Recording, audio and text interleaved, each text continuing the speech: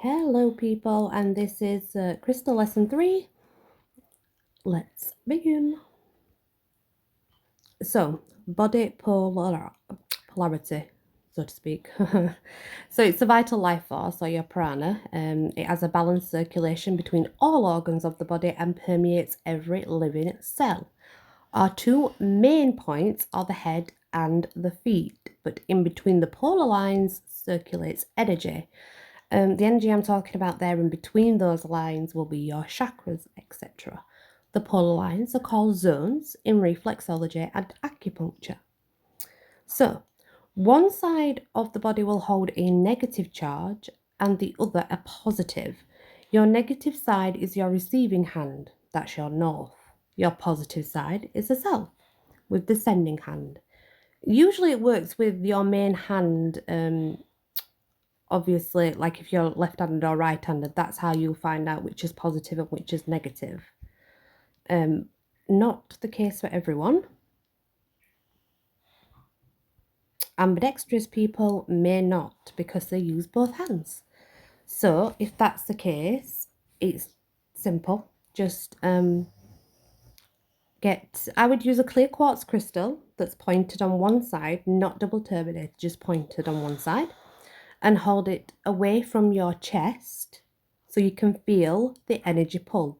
The sensing hand and its energy will be the strongest feeling, and your sensing hand is the negative pull, the north side, also known as your receiving hand.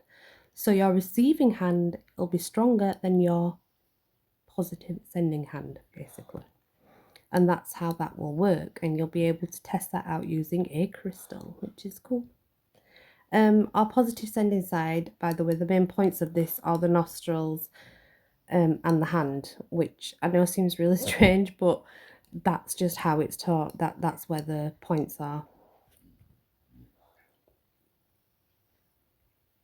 So, what is the Divik kingdom or the Divik? It depends. Now, Ayurveda would be Divik kingdom, and then we would say Divik because obviously that's how we pronounce our V's. Davik, even some people. So really, it's personal preference. If you want to look at it like Divik and just get used to it that way, then do that. And this is your highest self, and it's called Diva. They bring wisdom at deep levels. And obviously, they only do that when you actually open yourself up to work with them. Its main purpose is obviously to balance the earth.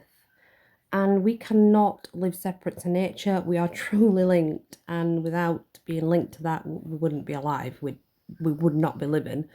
Now, you can call it a diva, you can call it a deva, you can call it a diva.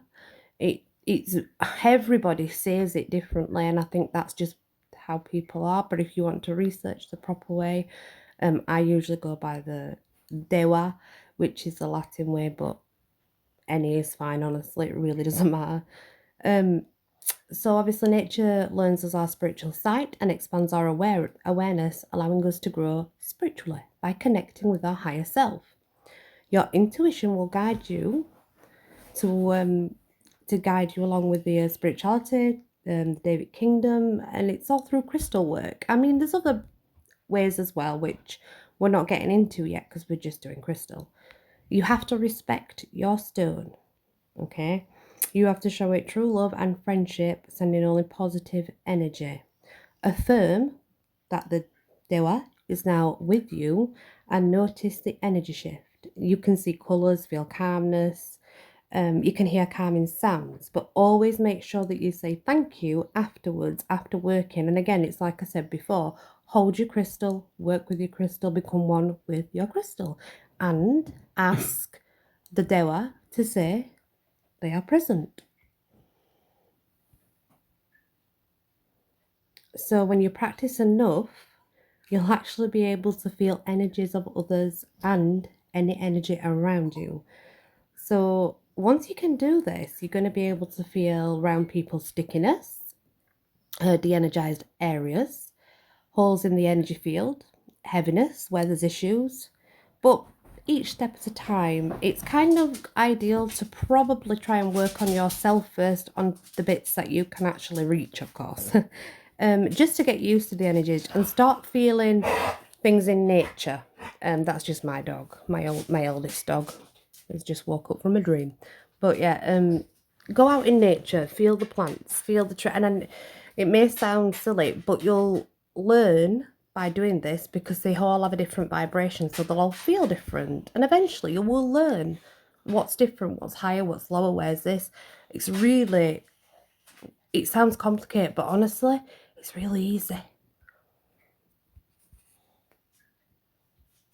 Pendulums, working with our pendulums. Everybody knows that pendulums are crystals on a string that, let's get into it, shall we? Because obviously people may know this and they may not know this. However, you can make a pendulum, by the way, simply a quartz point.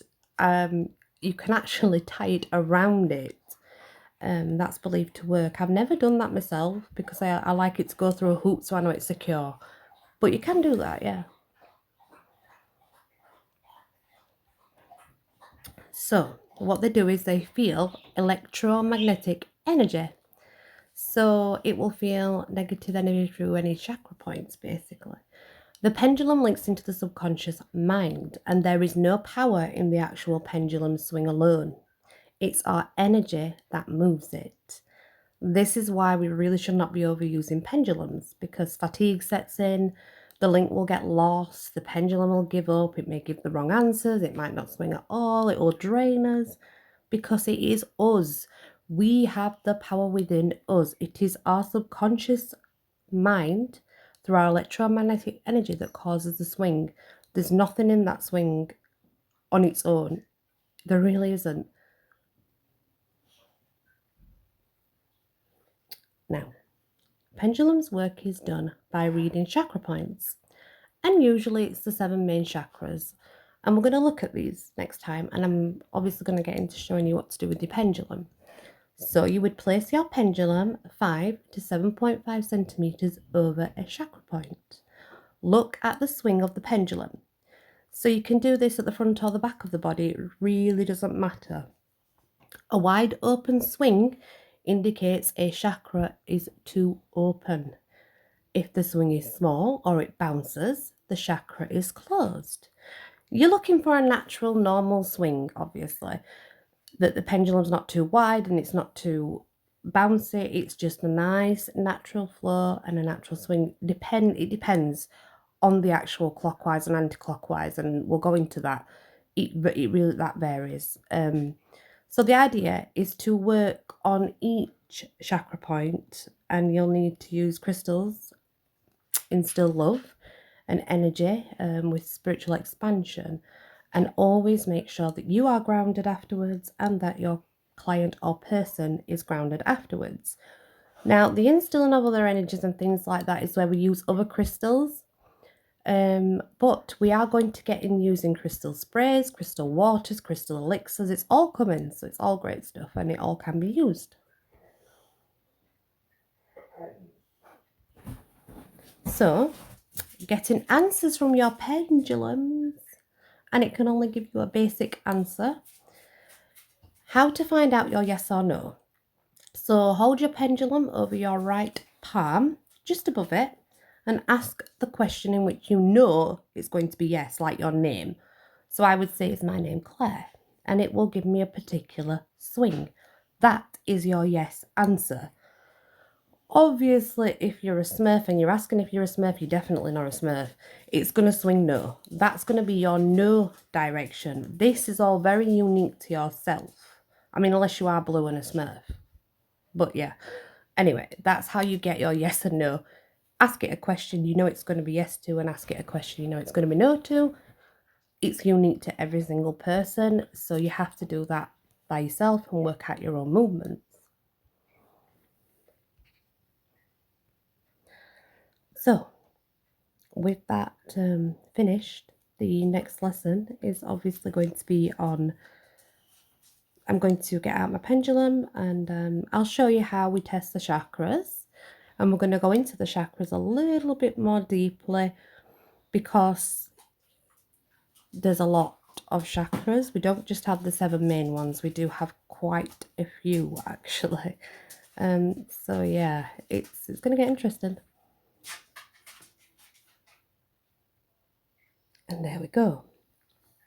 So if, for example, just saying on your pendulum swing, if you do see your pendulum bouncing, some people say this is their definite yes.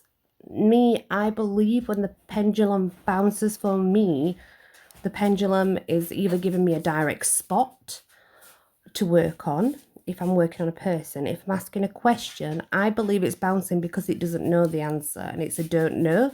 That makes more sense to me because obviously I've got a circle for my yes, I've got a circle for my no. So bouncing on the spot is more like a don't know to me. But everybody's unique, and I will show you in the next lesson. I'll definitely bring out the pendulum and show you how I do it. Anyway, guys, thank you very much for watching. I do hope that you're enjoying these lessons. I know I really enjoy giving them. That's what matters. And I hope to catch you on the next one. Bye.